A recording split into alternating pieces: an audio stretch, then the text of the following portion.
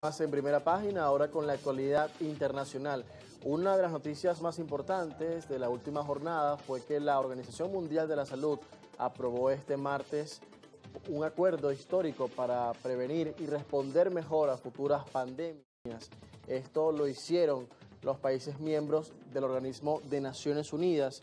Una resolución respaldada por 124 votos a favor y ninguno en contra. Esto se da después de varios años de intensas negociaciones y varios retrasos también que caracterizaron este proceso para llegar a este pacto. La iniciativa busca evitar los desajustes que se vivieron durante la pandemia del coronavirus, cuando naciones en desarrollo sufrieron la escasez de vacunas, pruebas y equipos médicos, mientras los países ricos acaparaban los suministros.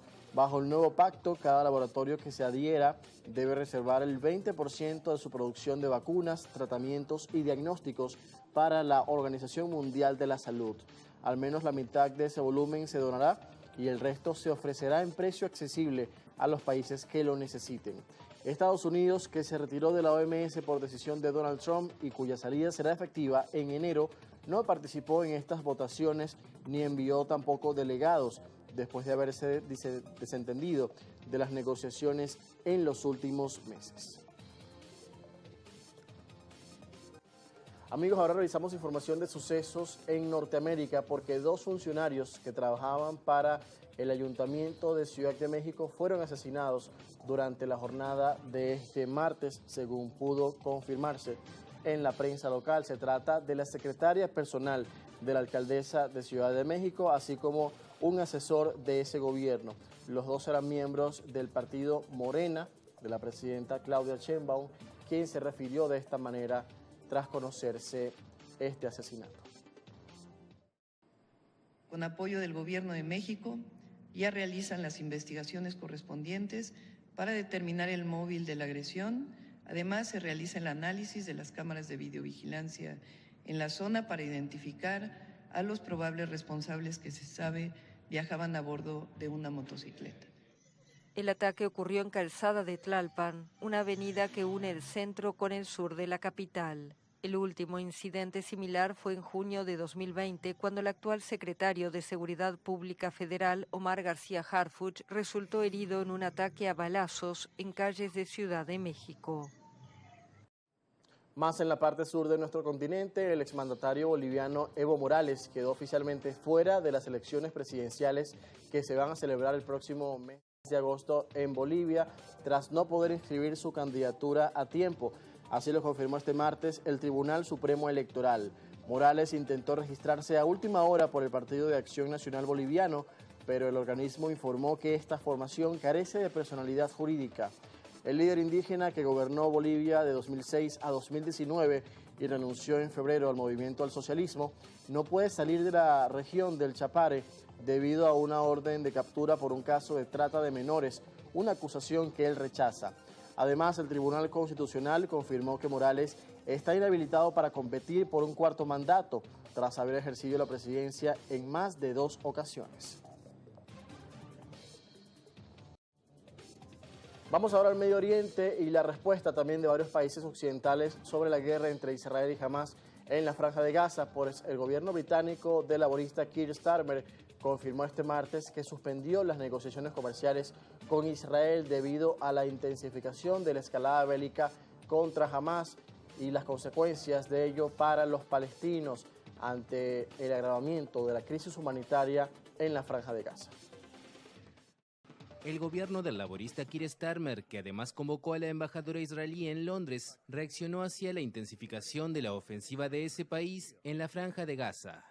El Ministerio de Relaciones Exteriores también anunció sanciones que incluyen restricciones financieras o prohibiciones de viaje contra colonos israelíes por actos de violencia en Cisjordania.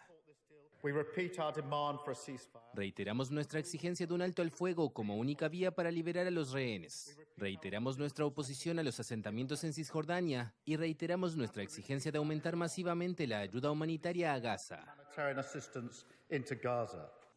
Los rescatistas de la Franja de Gaza reportaron el martes la muerte de decenas de personas por los bombardeos de Israel, que intensificó en los últimos días sus operativos militares en este devastado territorio palestino. Tras el anuncio británico, el gobierno de Benjamín Netanyahu reaccionó en un comunicado, afirmando que la presión externa no desviará a Israel de su camino para defender su existencia y seguridad frente a enemigos que buscan su destrucción. Seguimos hablando de temas sobre el Medio Oriente. Los países de la Unión Europea acordaron este martes levantar todas sus sanciones contra Siria para contribuir a la reconstrucción de ese país devastado por la guerra y se suman así a una medida similar adoptada por el gobierno de Estados Unidos encabezado por el presidente Donald Trump. Los nuevos líderes sirios que llegaron al poder tras derrocar a Bashar al-Assad agradecieron la decisión y anunciaron que están listos para recibir inversiones extranjeras. El ministro de Relaciones Exteriores sirio afirmó que este gesto refleja el respaldo internacional y brinda a la población una oportunidad histórica para reconstruir el país en ruinas por el conflicto de más de 13 años. Sin embargo, Bruselas advirtió que de no avanzar en el respeto a los derechos de las minorías y en procesos democráticos, podrían volver a restablecer todas las sanciones. Y mientras se da este levantamiento de las sanciones por parte de la Unión Europea contra Siria, el secretario de Estado de Estados Unidos, Marco Rubio, advirtió luego que ese país árabe podría estar al borde de una nueva guerra civil a gran escala y que esto podría suceder en tan solo semanas debido a la división política que persiste en la nación árabe. El jefe de la diplomacia estadounidense compareció el martes ante el Senado, días después de reunirse con los líderes de transición del país. Los combatientes, liderados por los islamistas, derrocaron en diciembre al expresidente Bashar al-Assad en una ofensiva relámpago tras una brutal guerra civil que comenzó en 2011. Recientemente, el país ha sido escenario de sangrientos ataques contra las minorías alauita y drusa. Nuestra valoración francamente es que dados los retos a los que se enfrentan, están quizá a unas semanas, no a muchos meses, de un posible colapso y de una guerra civil a gran escala de proporciones épicas, básicamente la división del país. El presidente estadounidense Donald Trump anunció la semana pasada en una visita a Arabia Saudita el levantamiento de las sanciones de la era Assad y se reunió con el actual presidente de transición de Siria, Ahmed al-Sharaa, que hasta hace poco figuraba en una lista de personas buscadas por Estados Unidos por sus conexiones yihadistas. Rubio bromeó con que las figuras de la autoridad transitoria no pasaron la verificación de antecedentes del FBI. Al mismo tiempo reconoció que si Washington se compromete con ellos, puede que funcione o puede que no, pero se mostró firme en que si no hay un compromiso con las actuales autoridades, está garantizado que no funcionará. Igualmente en Medio Oriente, la República Islámica de Irán muestra poco optimismo sobre los contactos con Estados Unidos.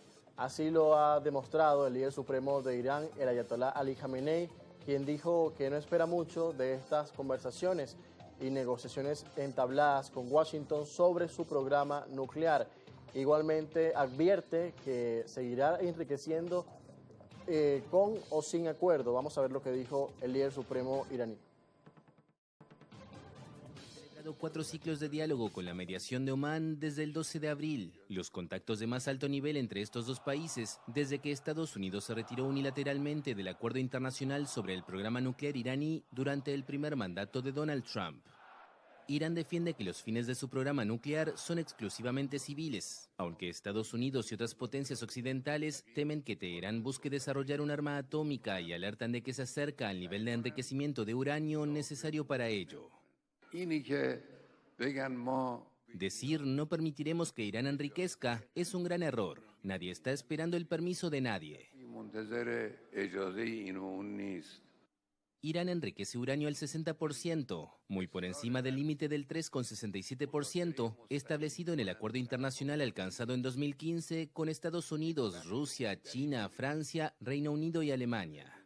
Esta cota está por debajo del 90% necesario para utilizar el uranio con fines militares. Amigos, y cerramos en Latinoamérica con una noticia poco curiosa porque agentes de la Policía Penitenciaria de Costa Rica rescataron a un gato que estaba siendo utilizado para el tráfico de drogas a una cárcel de ese país. Estas son las imágenes que llegan desde Costa Rica, exactamente en el momento en el que agentes se encargan de salvar a este gato que tenía drogas pegadas a su cuerpo. Al inspeccionar al animal, los custodios hallaron 235 gramos de marihuana y 67 gramos de crack adheridos con cinta adhesiva bajo su abrigo de pelos.